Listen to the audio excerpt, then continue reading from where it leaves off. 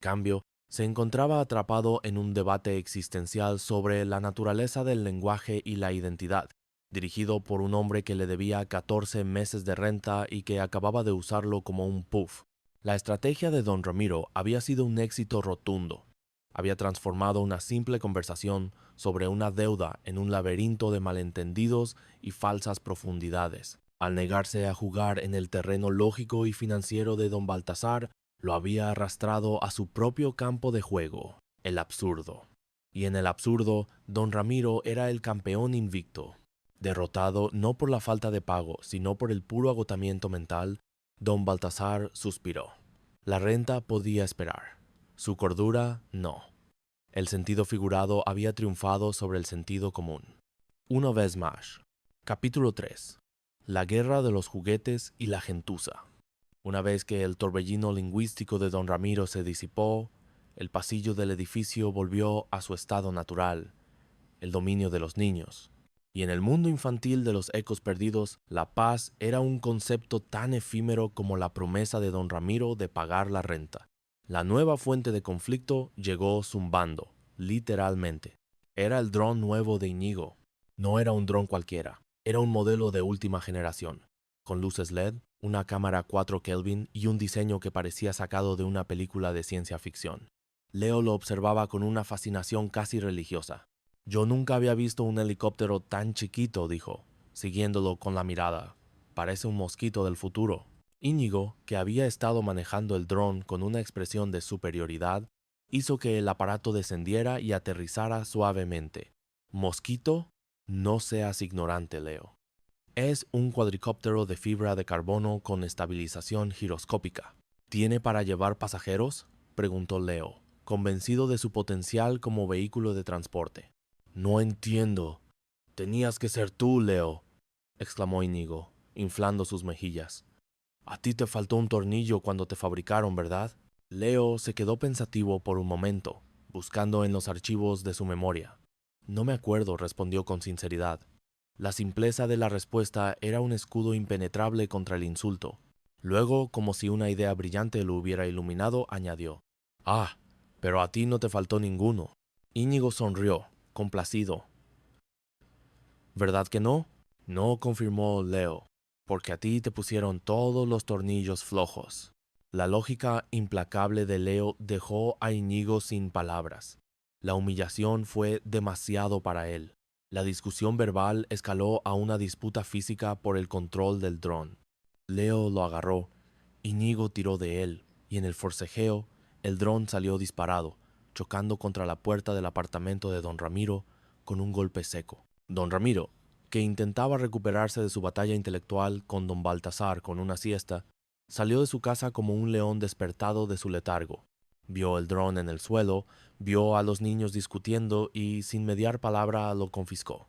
Su objetivo no era impartir justicia, sino asegurar el silencio necesario para su descanso. Pero para Íñigo, este acto de autoridad adulta fue una declaración de guerra. Corrió hacia su madre, doña Elvira, con lágrimas de cocodrilo en los ojos. Lo que siguió fue una obra maestra de la comunicación fallida.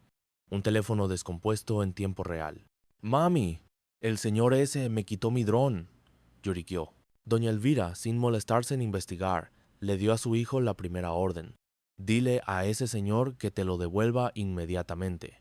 Íñigo corrió de vuelta. «¿Qué dice mi mami que me devuelvas mi dron?» Don Ramiro, desde su puerta, simplemente se cruzó de brazos. «Dile a tu mami que yo no le regreso nada». Íñigo, el mensajero, regresó a su base. «Mami, ¿qué dice el señor ese que no te regresa nada de dron?» La paciencia de doña Elvira se agotó. «Ah, sí. Pues dile a ese señor que dice mi mami que le digas tú, que le va a dar una lección». Íñigo, ahora un embajador de la violencia, corrió de nuevo hacia don Ramiro, tratando de recordar el mensaje cada vez más enrevesado. «¿Qué dice Íñigo que le dijo su mamá que me dijera a mí que le dijera a usted?», tartamudeó don Ramiro, tratando de seguir el hilo. «¿Qué dice Íñigo que le dijo su mamá que me dijera a mí, que le dijo Íñigo que le dijera a ti, que te va a dar una lección?», logró decir Íñigo, casi sin aliento. Don Ramiro, por un momento, sintió un escalofrío. Está bien que en el pasado esa señora me haya dirigido un par de miradas severas, pero los tiempos cambian, muchacho. Leo, que observaba todo desde una distancia segura, ofreció su análisis. Sí, ahora le va a dirigir un par de bofetadas. Con la inflación.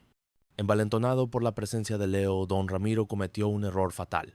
Se hinchó de un orgullo que no podía permitirse. Es más, déjame decirte una cosa. A mí me gustaría que esa señora intentara darme una sola lección. Como invocada por un conjuro, doña Elvira apareció en el pasillo. Su rostro era una máscara de furia contenida. Caminó con pasos decididos hacia don Ramiro. Con mucho gusto dijo, con una voz helada. Y entonces el sonido inconfundible de una bofetada resonó en el pasillo. Un eco que se unió a los muchos otros ecos perdidos del edificio. La mejilla de don Ramiro quedó marcada en rojo. Doña Elvira, con su deber cumplido, se giró hacia su hijo. «Vámonos, Iñigo.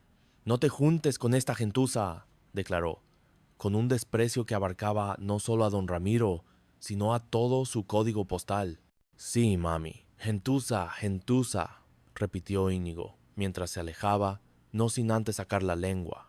Doña Elvira se detuvo y miró por encima del hombro a don Ramiro, que todavía estaba paralizado por el impacto. Y la próxima, la lección será con libro abierto. Se fueron, dejando a don Ramiro solo con su dolor y su humillación. Leo se acercó con el dron en sus manos, que había caído al suelo durante la conmoción. Se lo ofreció a don Ramiro, pero el hombre no lo vio. Estaba perdido en la injusticia de todo aquello. El sistema de justicia del edificio había funcionado una vez más con su precisión implacable. No se basaba en pruebas, ni en testimonios, ni en la lógica. Se basaba en una jerarquía social autopercibida. Íñigo, el tesoro de una madre que se creía superior, era siempre la víctima. Don Ramiro, el artista, el deudor, la gentuza, era siempre el culpable. La bofetada no era un castigo por una acción específica. Era un recordatorio de su lugar en el orden de las cosas. Era la forma en que el edificio mantenía su frágil y disfuncional equilibrio. Leo, sin entender del todo las complejas corrientes subterráneas de clase y prejuicio, solo sabía una cosa. Una vez más, un juego de niños había terminado con un adulto siendo golpeado, y como casi siempre él había estado en el centro de todo. Parte segundo. El sueño de un viaje a Cancún. Capítulo 4. El limpiador de plata y el boleto dorado. La tarde trajo consigo una visita inesperada que alteraría el curso monótono de la vida en el edificio. No era el repartidor de pizza, ni el cartero, ni siquiera don Baltasar en un segundo intento de cobro. Era el profesor Alcocer, el tutor de Íñigo. Pero esta vez no se dirigía con su habitual paso medido hacia el ático de doña Elvira. Su destino era el apartamento 3B, y su semblante era inusualmente serio. Don Ramiro lo recibió con una mezcla de sorpresa y recelo. La presencia del maestro Sabijondo en su humilde morada solo podía presagiar problemas académicos de su sobrina. «Profesor Alcocer, ¿qué lo trae por mis dominios?» «Supongo que no pensará que le invito a tomar una copa de Jerez, ¿no?», dijo don Ramiro, a modo de saludo. «De ninguna manera», respondió el profesor, entrando. «Verá usted, don Ramiro, he venido por un asunto delicado». De su maletín extrajo un pequeño frasco con un líquido brillante. «¿Usted sabe qué es esto?» Don Ramiro lo examinó con ojo crítico. «No, pues no sé, pero el diseño de la etiqueta es pésimo». «Esto es un líquido para limpiar plata», explicó el profesor.